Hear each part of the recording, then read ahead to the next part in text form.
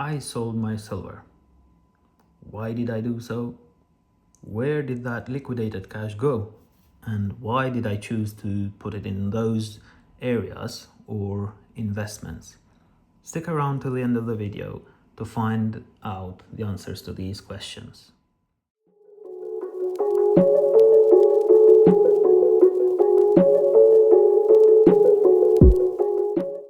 Hello again, this is Gold and Silvering. Welcome back to my channel. I hope everyone is doing fine in these, shall I say, volatile times, financial times, at least for commodities, for silver especially. So yes, the title is not a clickbait. I did sell my silver, but not all of it, obviously. So I sold roughly about 60% of my physical stack and I kept the other 40. So I kept the other 40 because physical is really where you want to be and what you want to be investing on. Robert Kiyosaki recently said that silver is the mineral of war. Now, don't get me wrong, I'm not saying that there is a war or there will be a war anytime soon, but I think an economic war is inevitable, really, between, big countries, and yeah, I think that's where we're going. So when you think about it, silver is used in a lot of areas for these economic booms, shall I say. So think about silver, think about solar panels, electric cars, defense mechanisms, and most importantly is the AI features. Now AI everywhere uses silver, which the AI, a lot of people think that we are in bubble. So silver, yeah, physical demand going up, it will go up. Now, why did I sell roughly 60% of my stack? I sold 60% of my stack because that 60% covered for all my currency that I had spent, all my pounds that I had spent to actually do this stack that I had, or I still have. And also I had enough cash to put into other investments, and which most of it is mining stocks. We'll speak about that in just a minute. So I decided to do what another very well-known investor, whose name is Rick Rule, did. So I am saving in gold, I'm investing in silver, and I'm maintaining liquidity in cash, in pounds. I want to say 2 words about each of these. So why did I sell in gold? Well, gold has proved itself over and over and over again, and it's proved to be the safest and best asset for any investor or normal person really out there. Fiat currencies have proven themselves that they are useless for saving, and I can't save my future money in something that is 1000% known that it will go down, and it's going down actually every day, whether that be hidden tax, which is inflation, or whether that be economy weakening. Therefore, that makes gold safest asset for me personally, at least, to save my well and hard earned pounds or money. Now, for the second point, when I say investing in silver, I don't mean that all my physical position is gone and now I'm only doing stocks. No, I will still buy physical and stocks. For physical, obviously I'm not gonna buy very high premiums, such as this, for example. This cost me a lot, but I'm gonna try and buy very low premium 999 silver to keep it there. But also my investment includes mining stocks as well. The future looks very bright for any investor or stacker that stacks physical, because as we've seen from last year, physical delivery is way lower compared to the demand, especially when you introduce hundreds and thousands of contracts that are being bought and sold without any physical silver to back them up, really. Just as a reminder, one contract is 5,000 ounces of 999 silver. Now, let that sink for a minute.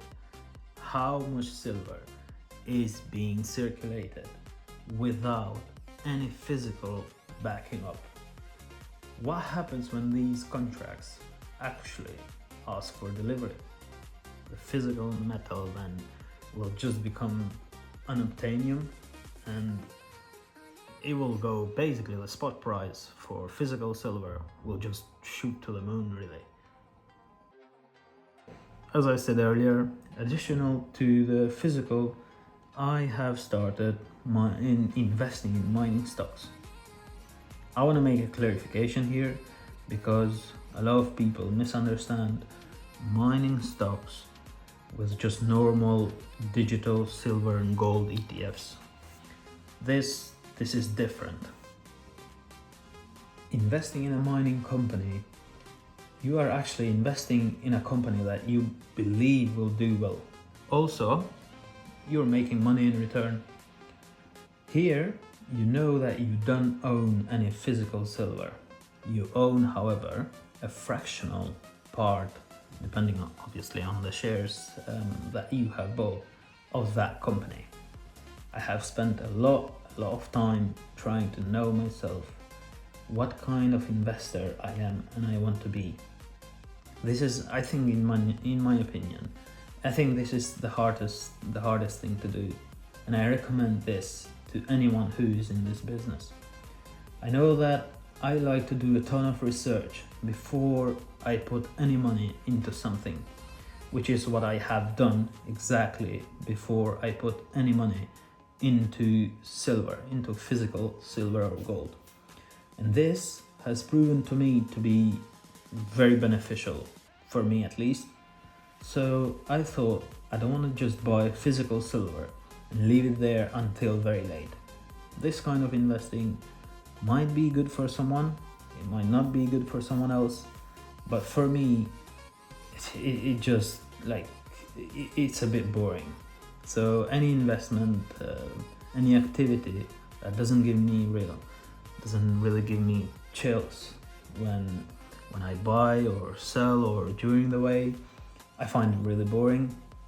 So mining stocks have also proven in many cycles that when gold rises, obviously when gold rises, silver rises most of the time, when they rise a small percentage, these mining stocks now, they will go up 3-digit percentages. So I don't know, if gold, for example, moves 30%, 20% or 30%, or up to 50%, say between 1 year, these mining stocks will move probably 300 to even 500%,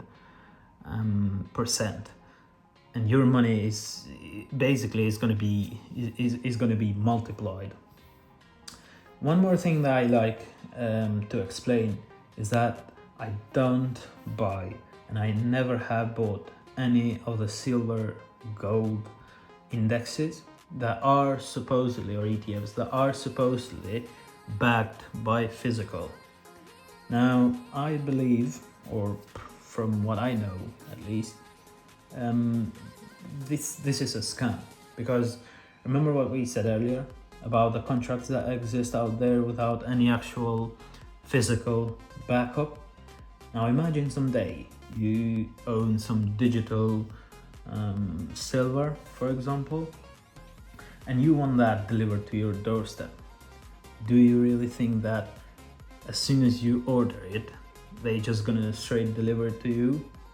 No. Well, I'm sorry, but unless you're one of those top big investors, or if you're a bank, otherwise it's not gonna happen anytime soon.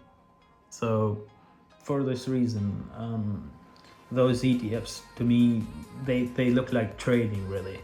And yeah, it's just trading paper. It's not, you don't own any physical material or mineral. Last point that I made earlier is that I keep liquidity in cash. What does that mean? This is not saving, don't misunderstand it. This is liquidity in case of an emergency, or in case I want to have available liquidity for an investment, for example. Now that doesn't mean that my investment, or I invest in something, say overnight, no, but just in case that I will need it, for example, I don't know, through the weekend or whatever. That's why I keep that liquidity. And in my opinion, it's always to have cash on you. And by cash, by the way, I don't just mean physical notes, but I also mean the money in the bank as well. Because you never know, an emergency could happen, you know, you could need it through at night, for example. And obviously, if you keep your liquidity in, I don't know, silver coins, for example, you're not gonna have a coin shop open at 10 o'clock in the evening, for example. So yeah, it's always better to keep that cash in the bank. Now, when I speak of my investment and how I distribute them, don't forget that I'm just a normal full-time employed guy.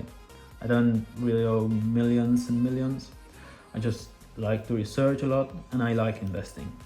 I don't like, as I said earlier, boring investing, but I like active investing. I also like trading, so I combine those together because I don't have time to do day trading, nor I actually don't wish to, because it's just too much and I don't like that. So yeah, you can say that I'm a bit of both. My advice for everyone out there is invest how much you can afford to invest, basically, whether that be physical or whether that be stocks.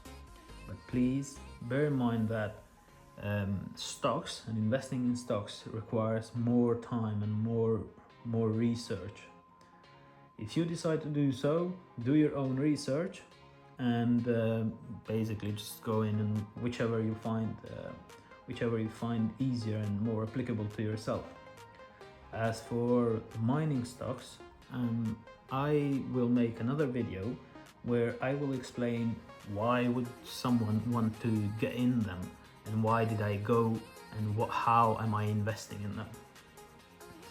For now, thank you for watching this video. Please like and subscribe if you haven't done so. It helps the channel a lot. I will see you on the next one. Goodbye.